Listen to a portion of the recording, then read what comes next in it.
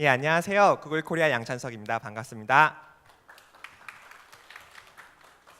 그래서 오늘은 이제 간단하게 안드로이드에서 멀티 윈도우 지원하기에 대해서 말씀드릴 텐데요. 그 전에 잠깐 제가 어떤 일을 하는지 소개를 좀 드릴게요. 저는 이제 구글 코리아에서 디벨로퍼 애드보케라는 이제 역할로 이제 일을 하고 있는데요.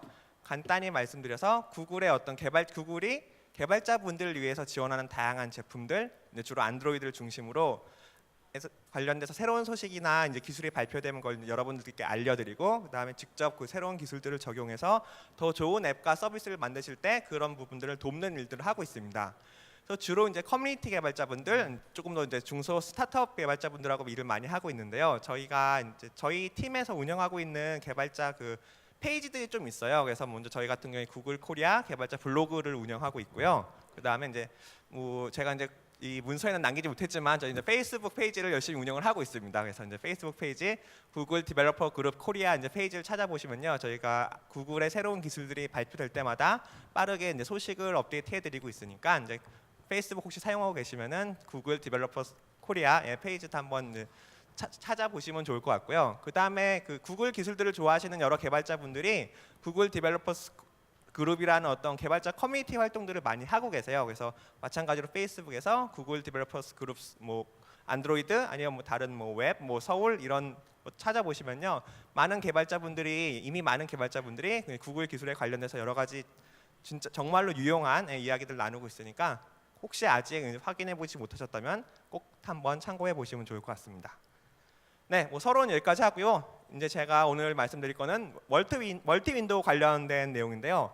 멀티 윈도우가 무엇인지는 잘 알고 계시겠지만, 실제로 안드로이드에서 멀티 윈도우가 어떻게 동작하는지는 아직 확인 못 해보신 분들이 있을 것 같아서 그 부분을 좀 먼저 소개를 해드릴게요.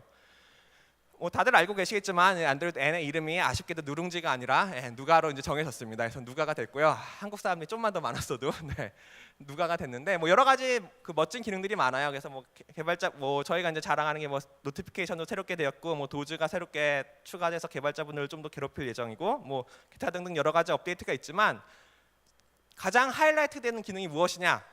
그래서 특히나 사용자 입장에서 안드로이드 누가가 되면 가장 좋은 게 무엇이냐라고 물어본다면 아마 많은 사용자들이 이 기능을 말할 겁니다. 멀티 윈도우 서포트. 동시에 한 화면에 여러 개의 앱을 실행시켜 갖고 훨씬 더 생산성을 높일 수 있겠죠.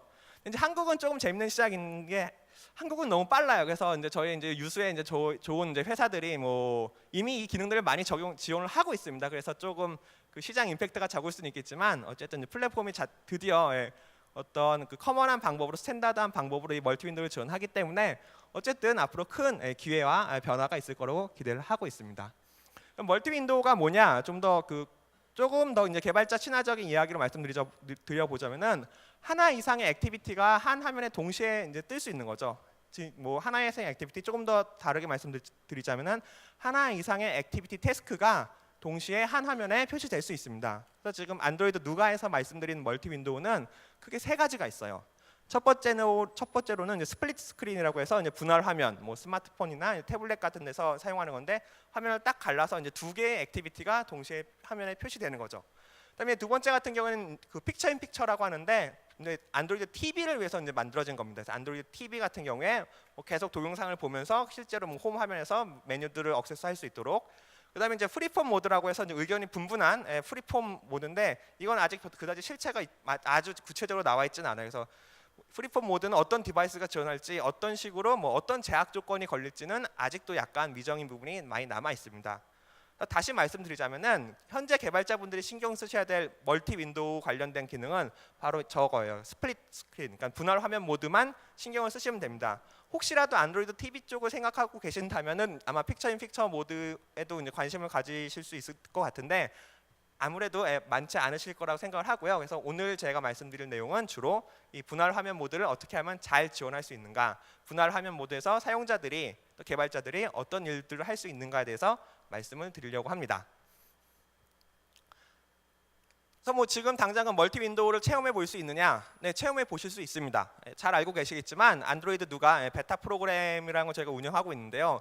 그 지원되는 디바이스만 갖고 계시면 굉장히 쉽게 옵트인을 하실 수 있고요. 그래서 베타 프로그램 등록하시면은 바로 베타 프리뷰 최종 버전이 얼마 전에 나왔죠. 최종 프리뷰 버전을 받아보실 수 있고, 그러면은 굉장히 놀랍게도 이미 꽤 많은 앱들이 멀티 윈도우를 지원하고 있어요. 거기 뭐 약간의 그 속임수가 있지만 그건 나중에 말씀드릴 거고요. 그래서 실제로 뭐 그 안드로이드 누가 베타 프로그램을 한번 신청하셔갖고 디바이스에다 설치를 해보시면은 이미 멀티 윈도우 기능을 어떻게 동작하는지, 그 다음에 여러분이 만들고 계신 앱이 멀티 윈도우 상황에서 잘 동작하는지 아닌지 여부를 테스트해 보실 수 있습니다. 이미 가능해요. 그럼 이제 멀티 윈도우 모드를 어떻게 실행하면 되느냐, 이제 크게 두 가지 형태가 있는데요. 첫 번째로는 그 앱 실행 중에 사용자가 그 오버뷰 버튼이라고 하죠. 저게 참 사연이 많은 버튼입니다. 이름이 여러 번 바뀌었어요. 뭐 리센트였다가 뭐 멀티태스크 버튼이었다가 어쩌다가 뭐 하여간 현재로서는 오버뷰 버튼이 됐습니다. 그래서 저 네모난 오버뷰 버튼을 꾹 누르면요, 멀티 윈도우 모드 진입을 하게 돼요. 아니면은 오버뷰 버튼을 눌러서 이제 현재 실행 중인 태스크들이 쫙 목록이 나오잖아요. 그 중에 원하는 태스크를 하나 골라서 드래그를 하시면은 그 해당 태스크를 멀티 윈도우 창으로 띄워서 멀티 윈도우 모드에 진입하실 수도 있습니다. 이런 식으로 멀티 윈도우 모드를 사용할 수 있고요. 이제 가장 중요한 부분 중 하나인데, 그 멀티 윈도우 모드가 그 특히 분할 그 화면 모드라고 해서 딱 하나의 스크린, 하나의 크기만 지원한다는 뜻은 아니에요. 기본적으로 세 가지 형태의 화면 구성을 지원을 합니다. 그래서 반 잘라서 반땡해서 쓸 수도 있고요. 아니면 3분의 1, 3분의 2 이런 식으로 그 나눠 갖고 하나의 앱이 좀 더 크게, 다른 하나의 앱은 좀 더 작게 표시해서 사용하실 수도 있습니다. 다만 여기서 한 가지 이제 제약 조건이 있는데요. 화면이, 그러니까 디스플레이가 너무 작은 폰 같은 경우에는 예를 들어 3분의 1 화면 아니면 2분의 1 화면을 쓴다 하더라도 너무 현실적으로 화면이 너무 작아서 도저히 멀티 윈도우를 지원하기에는 좀 부족할 수가 있잖아요.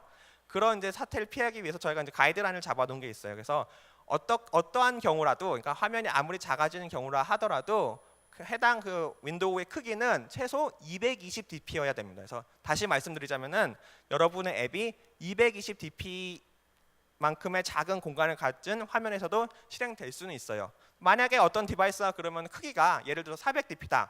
그럼 어떻게 될 거냐? 그러면 그런 디바이스에서는 멀티 윈도우 모드가 이제 지원되지 않을 겁니다.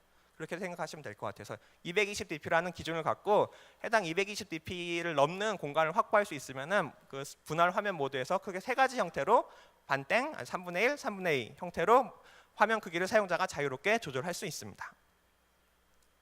또 한 가지 재밌는 기능인데요. 멀티 윈도우 모드에서 사용자가 이제 멀티 윈도우 모드에 진입하여 있다면요, 여러분이 새로운 액티비티를 이제 띄워야 할 때 그 여러분의 태스크 위에 띄우는 게 아니라 옆에 인접한 윈도우에다가 액티비티를 띄울 수가 있어요. 그래서 이런 경우는 여러분의 앱의 성격이나 기능에 따라서 굉장히 유용하게 사용자가 사용할 수도 있을 겁니다. 그래서 뭐 어떤 마스터 앤 디테일 형태의 마스터 앤 디테일 형태로 구성된 앱이라면은 디테일 화면을 현재 해당 태스크에서 띄우는 게 아니라 옆에 인접한 윈도우에다가 띄울 수도 있겠죠. 그럼 사용자가 훨씬 한눈에 더 많은 정보를 쉽게 볼 수도 있을 겁니다. 다만 여기서 주의하셔야 될 거는요, 현재까지는, 앞으로도 저희가 특별한 계획을 갖고 있지는 않지만 멀티 윈도우로 직접 그 앱이 진입할 수 있는 프로그래미컬하게 멀티 윈도우로 진입할 수 있는 API가 제공되고 있지는 않아요. 그래서 제가 말씀드린 이 인접한 윈도우에다가 액티비티를 띄우는 기능은 이미 사용자가 명시적으로 멀티 윈도우 모드에 진입되어 있는 경우에만 영향을 받고요. 만일 사용자가 멀티 윈도우 모드에서 사용 중이 아니라면은 기존과 마찬가지로 기존 태스크 외에 또 그냥 액티비티가 실행되게 됩니다. 그래서 그 부분은 좀 주의가 필요하고요. 또 마지막으로 굉장히 재밌는 기능이 액티비티, 하나 이상의 액티비티가 한 화면에서 실행이 되게 되면은, 다시 말씀드려서 여러 개 하나 이상 앱이 한 화면에 실행될 수도 있는 거잖아요. 그런데 저희가 그러면 이런 경우에도 드래그 앤 드랍을 적용할 수 있도록 그런 API 셋들도 제공을 해드리고 있어요. 그래서 간단히 말씀드려서 어떤 한 화면에 2개 이상, 뭐 여러분의 앱에 속한 액티비티일 수도 있고, 아니면은 전혀 다른 앱일 수도 있지만 한 화면을 공유하고 있는 2개 액티비티 간의 데이터를 사용자가 드래그 앤 드랍 형태로 공유하고 전달할 수 있도록 그런 일련의 API들도 함께 제공되고 있습니다. 그래서 이런 기능들도 어떻게 잘 사용하시면은 굉장히 재밌는 사용자 시나리오를 제공하실 수 있을 것 같아요. 그래서 쭉 여기까지 멀티 윈도우가 안드로이드 누가에서 추가될 멀티 윈도우가 어떤 일들을 할 수 있는지, 그 다음에 개발자분들이 어떤 부분을 좀 재밌게 활용할 수 있는지 먼저 간단히 소개를 드렸고요. 그러면은 이제 다음에 이제 가장 중요한 본론은 그럼 이런 멀티 윈도우를 잘 지원하기 위해서 개발자가 어떤 일들을 해야 될까에 대한 내용이겠죠. 그래서 어떤 분들을 조심하셔야 되는지, 그다음에 그 어떤 부분들의 어떤 API들, 어떤 것들을 활용하면은 좋은지 간단히 말씀드리도록 하겠습니다. 첫 번째로 이제 좋은 소식 한 가지를 말씀드리자면요. 기본적으로 저희가 말씀드리는 거는 아무것도 안 하셔도 이미 여러분들의 앱은 충분히 멀티 윈도우를 잘 지원할 수 있습니다. 다시 말씀드려서 별다른 일을 하지 않으셔도 여러분들의 앱은 멀티 윈도우 모드에서 잘 동작할 거예요. 만일 하지만 이게 이제 좀 어조에 조심하셔야 돼요. 만일 여러분의 앱이 첫 번째로 멀티 스크린, 그러니까 다양한 화면 크기와 가로 세로 모드를 모두 잘 지원하고, 그 다음에 액티비티 라이프 사이클에 잘 맞춰서 앱이 구성되어 있고, 그 다음에 컨피그레이션 콜백, 어떤 디바이스 기기 설정이 변경돼서 발생하는 컨피그레이션 콜백을 잘 처리하고 계신다면은 이미 여러분들 앱은 멀티 윈도우 모드에서 잘 동작할 거예요. 근데 다만 이제 저희가 좀 걱정하는 거는 또 한국 개발자분들뿐만 아니라 다른 많은 이제 앱 개발사분들이 멀티 스크린 다양한 화면 크기는 많이들 지원을 하시는데요. 가로 세로 모드를 둘 다 잘 지원하는 앱은 생각보다 많지 않아요. 그래서 이 부분 때문에 멀티 윈도우 모드에 조금 멀티 윈도우 지원에 어려움이 있지 않을까라고 걱정은 좀 하고 있습니다. 그래서 그럼 왜 이러냐?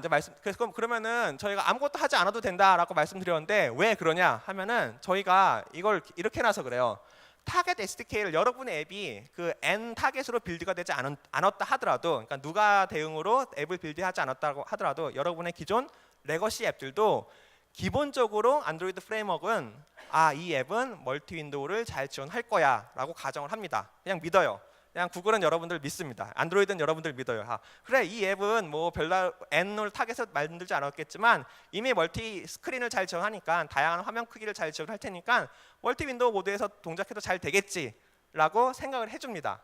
다만 이렇게 예의상 이런 이제 아주 간단한 경고 메시지를 띄워요, 사용자에게. M may not work with multi window라고. 근데 뭐 얼마나 많은 사용자들이 이걸 신경 써줄지는 잘 모르겠습니다. 그래서 기본적으로 꼭 조심하셔야 될 것은 그다음에 기본적으로 꼭 반드시 여러분의 레거시 앱을 멀티 윈도우에서 테스트해 보셔야 되는 이유는 이것 때문이에요. 타겟 SDK를 올리지 않는 경우라도 기본적으로 안드로이드 프레임워크는 여러분의 앱이 멀티 윈도우를 지원할 거라고 가정을 합니다. 그러면은 도대체 뭘 해야 되느냐? 멀티 윈도우를 잘 지원하기 위해서 여러 번 반복해서 말씀드리지만 멀티 스크린 지원을 충실히 하시면 돼요. 다시 말씀드려서 생각을 좀 바꾸셔갖고 멀티 윈도우라고 너무 거창하게 생각하지 마시고, 실제로 안드로이드가 이제 다양한 화면 크기를 이제 지원하자라고 저희가 많이 말씀을 드리잖아요. 근데 거기서 지원해야 될 화면의 종류가 그냥 3가지 더 늘었다고 보시면 돼요. 뭐냐? 이렇게 3가지. 반띵, 3분의 1, 3분의 2 화면에서도 잘 동작하도록 여러분의 앱이 잘 구현되고 UI나 이런 것들이 잘 되도록 신경을 써주시면은 멀티 윈도우에서 이제 큰 문제가 없을 멀티 윈도우에서도 잘 동작할 수 있습니다. 쉽지 않다는 건 사실 저희도 잘 알고 있어요. 그래서 여러분들과 많이 이야기를 할 필요가 있고요. 서로 이제 구글과 앱 개발자분들이 서로 잘 협력해서 이런 어떤 더 좋은 어떤 에코시스템을 만들기 위해서 노력해야 될 부분이 많이 있습니다.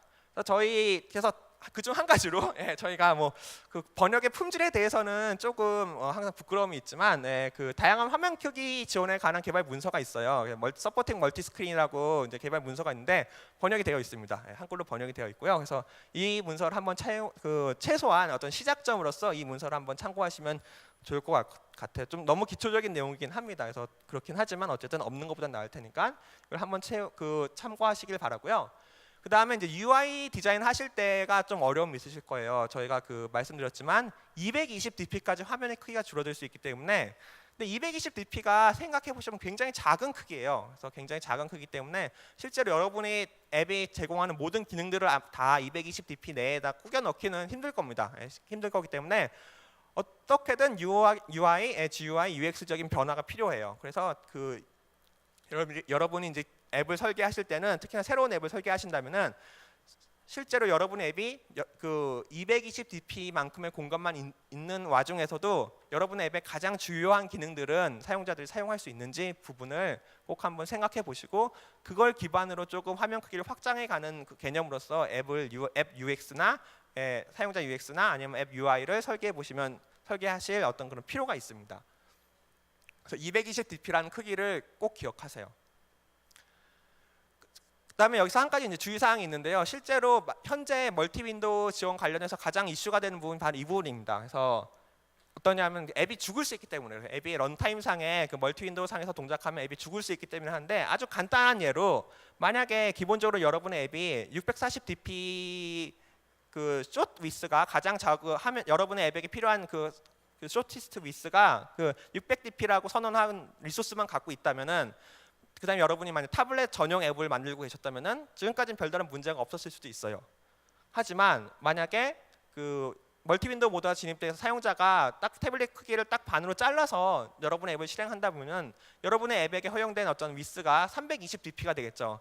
그러면 만약에 여러분의 앱이 320dp, 그러니까 320dp만큼의 공간만 주어졌을 때 참조할 수 있는 리소스를 갖고 있지 않다면은 리소스 not found exception이 나면서 앱의 런타임 상에 크러쉬가 날 수가 있습니다.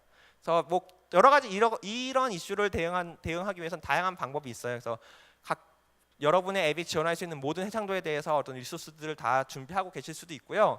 아니면 아주 간단하게 그 어떤 대안 리소스로서 그 기본 값, 그러니까 그냥 기본 리소스 폴더에다가 여러분의 리소스 어세스들을 넣어두시면은 그 어떤 폴백 리소스로서 그 안드로이드 프레임워크의 런타임 상에 필요한 리소스를 찾다가 도저히 찾을 수 없을 때는 그 기본으로 설정된 디폴트 리소스들을 직접 접근해서 사용하게 될 것입니다. 그래서 가장 먼저 멀티 윈도우 대응을 위해서 여러분 해보셔야 될 일은, 저희가 권장드리는 여러분의 앱을 그 안드로이드 N 개발자 프리뷰에서 동작시켜 보시고, 그 다음에 특히나 멀티 윈도우 모드에서 화면을 줄였을 때 혹시라도 리소스 not found exception 같은 이런 런타임 크래시가 발생할 수 있는 이슈가 없는지 그 부분을 가장 먼저 테스트를 해보신 것을 이제 권장을 드립니다. 두 번째로 이제 생각하셔야 될 게, 그럼 멀티 윈도우 모드로 진입하거나 아니면 멀티 윈도우 상에서 사용자가 화면 크기를 변경하게 되면 어떤 일들이 일어나느냐? 그럼 이 경우에는요, 안드로이드 프레임워크가 그 디바이스의 그 기기 설정, 그러니까 컨피규레이션이 변경됐다고 판단을 해요. 그래서 기존의 어떤 사용자가 화면을 돌리거나 아니면 키보드를 이제 표시하거나 등등 그 디바이스 아니면 언어를 바꾼다던가 이런 이벤트들이 발생했을 때와 동일한 형태의 이벤트를 발생시켜 줍니다. 그래서 컨피규레이션 체인지 이벤트를 발생시켜 주고요. 또 이런 컨피규레이션 체인지가 발생했을 때와 마찬가지로 그 프레임워크가 동작을 해요. 그래서 이 부분은 조금 기존에 이미 뭐 다른 OEM사에서 제공하는 그 SDK를 이용해서 멀티 윈도우를 지원하셨던 분들은 이 부분 좀 다를 수가 있어요. 기존에 많은 그 OEM 기반 SDK, 멀티 윈도우 지원 SDK들은 실제로 사용자가 화면 크기를 변경한다 하더라도 그 컨피규레이션 체인지 이벤트를 발생시키지는 않았어요. 그렇기 때문에 개발자 여러분들이 좀 더 공수가 적게 될 수 있었는데, 안드로이드 프레임워크 이번에 정식적으로 멀티 윈도우를 지원하면서 사용자가 화면 크기를 바꾸면은 그거에 맞춰서 컨피규레이션 체인지 이벤트가 발생합니다. 그럼 이 컨피규레이션 체인지 이벤트가 발생하면 도대체 어떤 일이 일어나느냐? 두 가지가 일어날 수 있어요. 첫 번째로는 액티비티가 재시작됩니다. 만약 여러분이 특별하게 설정을 하지 않으셨으면은 이게 기본이에요. 그래서 안드로이드 프레임워크가 이 컨피규레이션 체인지를 처리하는 방법은 액티비티를 그냥 죽였다가 다시 실행시키는 게 기본 원칙입니다. 아니면 여러분이 매니페스트 상에다가 직접 내가 이러이러한 컨피규레이션 체인지들은 내가 그 앱 내에서 액티비티 내에서 직접 처리하겠다라고 선언을 하실 수가 있어요. 그런 경우에 한해서 그 안드로이드 프레임워크가 그런 해당 액티비티는 재시작하는 것 대신 온 컨피규레이션 체인지드 이벤트 콜백을 호출해 줍니다. 그래서 이 보다 자세한 내용은요, 그 핸들링 런타임 체인지 실시간 기기 뭐 구성 변경 대응하기 이런 뭐 문서가 있는데요. 다행히도 이 문서도 런타임 변경 처리하기 관련해서 저희가 이제 번역이 되어 있습니다. 이 문서도 꼭 한번 참고해 보시고요. 그 런타임 컨피규레이션 체인지가 발생했을 때 여러분들 앱이 올바르게 대응하고 있는지 꼭 한번 확인해 보시기 바랍니다.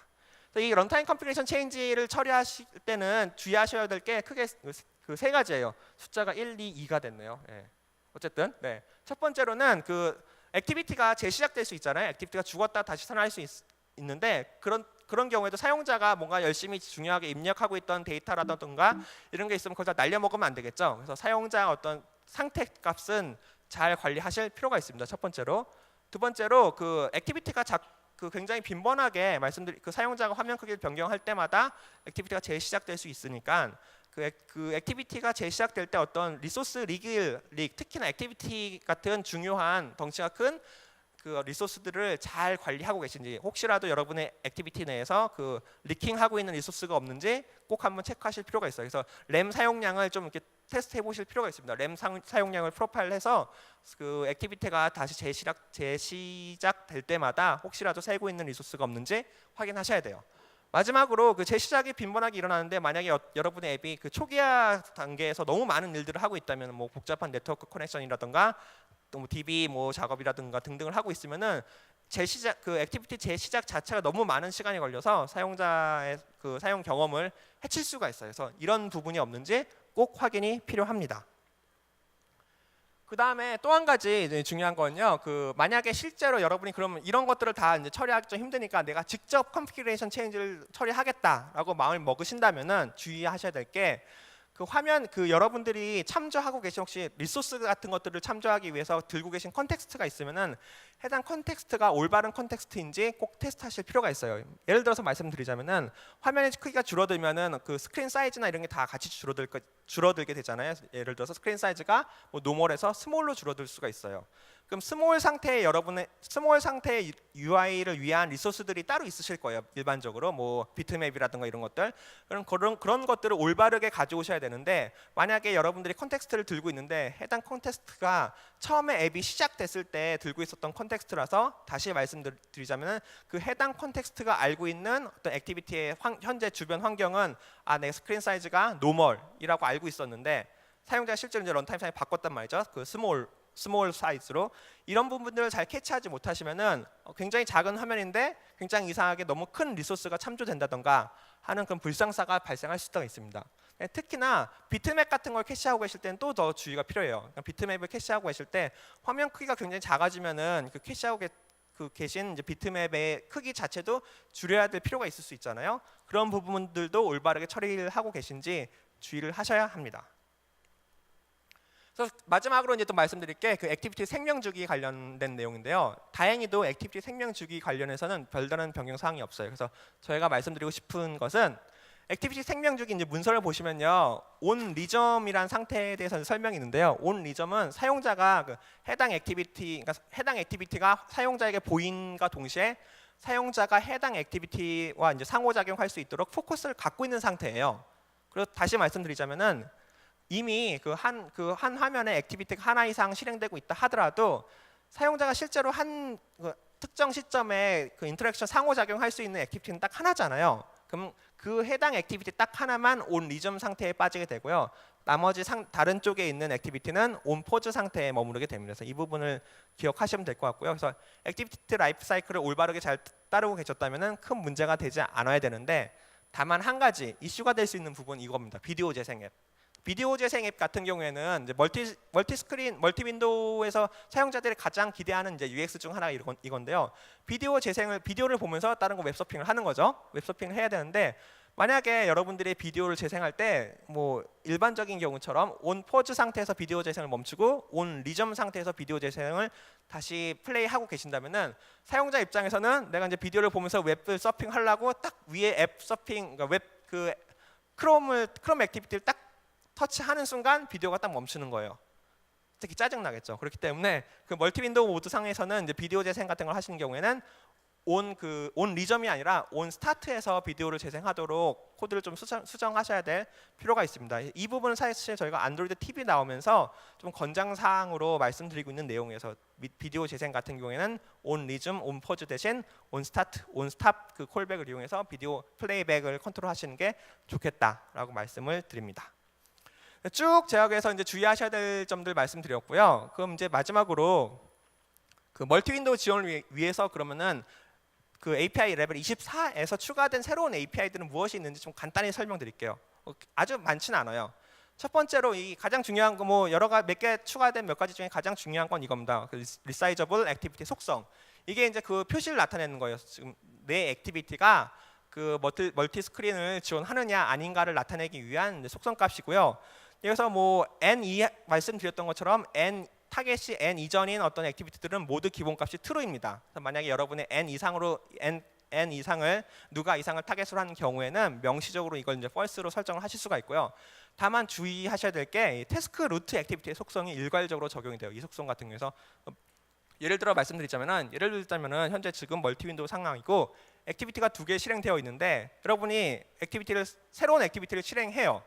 새로운 액티비티를 실행하는데 해당 액티비티의 속성이 리사이저블 액티비티 속성이 false예요. 그럼 여러분이 기대하는 거는 이게 리사이저블 액티비티 속성이 false니까 전체 화면으로 뜨는 걸 기대를 하시겠죠. 하지만 그냥 이렇게 액티비티를 실행하시면은 그 태스크 B 위에 그냥 떠요. 새로운 액티비티가 설령 해당 액티비티가 리사이저블 액티비티 속성이 false라 하더라도. 왜 그러냐? 그 태스크 루트의 속성을 그대로 따라가기 때문에 그렇습니다. 그래서 만약에 여러분이 정말로 원하는 게 해당 액티비티는 도저히 멀티 스크린을 지원할 수 없으니까 그 새로운 어떤 전체 화면을 차지하고 액티비티를 띄우고 싶으시면은 이런 플래그를 활용하셔야 돼요. 플래그 액티비티 뉴 다큐먼트 혹은 플래그 액티비티 뉴 태스크 이런 플래그들을 활용하시면 이거는 이 액티비티를 실행을 시작하는데 새로운 태스크를 만들어서 새로운 액티비티 태스크를 만들어서 시작해라라는 뜻이 되거든요. 그래서 이런 플래그와 함께 조합해서 그 액티비티를 실행하시게 되면은 이런 식으로 새로운 태스크 C가 뜨면서 해당 액티비티가 전체 화면을 차지하고 실행되게 될 것입니다. 이 부분 이제 기억하시면 되고요. 그 외에는 이제 간단해요. 근데 이제 여기서 이제 한 가지 팁, 저희가 이제 아주 이렇게 공개적으로 밝히고 싶진 않은 팁을 말씀드리자면은 도저히 멀티 윈도우를 지원하실 수 없는 경우가 있습니다. 굉장히 하이 퍼포먼스를 요하는 게임이라던가 아니면 그 어떤 사용자 시나리오상 반드시 이머시브한 경험이 필요한 경우. 그럼 어떻게 내가 멀티 윈도우를 지원하지 않는다고 명시해야 하느냐? 타겟 SDK가 24인 경우에는 만약에 여러분의 액티비티가 가로 혹은 세로 모드만 지원한다라고 명시되어 있으면은 해당 액티비티는 멀티 윈도우를 지원하지 않는다고 저희가 판단을 하고 있어요. 그다음에 혹시라도 타겟 SDK가 N인 경우에는 말씀드린 것처럼 리사이저블 액티비티 속성을 false로 설정하시고 그다음에 해당 액티비티가 반드시 새로운 태스크에서 실행되도록 강제하시면 됩니다. 네, 그 외에 이제 몇 가지 이제 소소한 API들이 있어요. 제가 앞서 말씀드린 것처럼 인접한 윈도우에다가 액티비티를 띄우기 위한 어떤 플래그들도 있고요. 이것도 그냥 문서 보시면 이런 것들 다 잘 나와 있습니다. 그래서 가볍게 보시면 될 것 같고요. 그 외에 미니멀 하이트 같은 거 내가 이 액티비티는 도저히 이거 이상 지원할 수 없다 해서 미니멀 하이트나 위스를 지정하실 수가 있어요. 이 경우에는 사용자가 설령 해당 윈도우의 크기를 그거 이상으로 더 이하로 줄인다 하더라도 컨피규레이션 체인지 이벤트가 발생하지 않고 그냥 해당 액티비티가 크롭됩니다. 그렇게 생각하시면 될 것 같아요. 그래서 다음으로 멀티 윈도우가 이제 새롭게 추가됐으니까 여러분의 액티비티가 멀티 윈도우 모드에 들어와 있는지 아닌지 아니면 지금 사용자가 멀티 윈도우에 진입하려고 하는지 등등을 알기 위한 상태 체크를 위한 API가 필요하겠죠. 그래서 그런 API들이 액티비티와 프래그먼트단에 준비되어 있습니다. 이 부분 확인하시면 되고요. 그다음에 드래그 앤 드랍 기능 말씀드렸는데 드래그 앤 드랍 기능을 위해서는 좀 여러 API들이 추가됐어요. 좀 복잡한 내용입니다. 그래서 드래그 앤 드랍 스타트, 업데이트, 캔슬 이런 것들을 지원하고요. 더 중요하게는 앞서 말씀드린 것처럼 서로 다른 앱 간에도 데이터를 주고받을 수 있잖아요. 그런 경우에는 해당 앱에 임시로 어떤 권한을 넘겨줘야 될 수가 있어요. 특정 URI를 넘겨주는데 해당 URI를 리드할 수 있는 권한을 줘야 되는데 그런 것들을 관리하기 위해서 드래그 앤 드랍 과정에서 이제 퍼미션을 서로 전달하거나 임시로 퍼미션을 부여하고 다시 회수하는 이런 API들도 함께 제공되고 있습니다. 마지막으로 한 가지 더 멀티 윈도우 지원과 조금은 관련이 있는 하지만 또 약간은 관련이 없는 새로운 기능을 한 가지만 마지막으로 소개드리고 말씀드리는데요. 안드로이드 N에서 추가된 기능 중에 디스플레이 크기를 설정할 수 있는 게 있어요. 이거 같은 경우에는 사용자가 스크린을 줌할 수 있다고 보시면 될 것 같아요. 그래서 스크린을 줌하게 되면은 사용자가 화면의 크기를 320dp까지 줄일 수가 있어요. 설령 최신 6인치 폰이라서 480dp의 화면을 갖고 있다 하더라도 320dp까지 화면을 줄일 수 있고 그렇게 되면은 화면의 덴시티 밀도 값이 이제 줄어들게 되겠죠. 그래서 이거 말씀드린 거는 멀티 스크린 지원, 다양한 화면 크기를 지원하는 어떤 게 지원하는 일이 굉장히 공수가 많이 들고 어렵습니다. 그래서 그 부분 저희가 잘 이해하고 있는데요. 안드로이드 생태계가 계속 발전해가면서 다양한 폼팩터들, TV나 웨어 같은 것들이 추가되고 멀티 윈도우 기능도 추가되고 그다음에 이런 디스플레이 크기 설정 같은 기능이 추가되면서 다양한 화면 크기를 지원하는 일들이 갈수록 좀 더 중요해지고 있는 것 같아요. 그래서 혹시라도 아직 여러분들이 어떤 리소스나 다른 여러 가지 제약 조건 때문에 다양한 화면 크기를 지원하시는데 더 많은 신경을 쓰지 못하셨다면은 이번에 누가 어떤 출시에 맞춰서 다시 한번 우리 앱이 정말 좀 다양한 화면 크기를 지원할 수 있지 않을까 고민해 보시면 좋을 것 같습니다. 네, 추가로 개발자 문서, 디자인 가이드라인, 샘플 앱들이 있으니까 한번 참고해 보시면 되고요. 제 발표는 여기까지입니다. 감사합니다.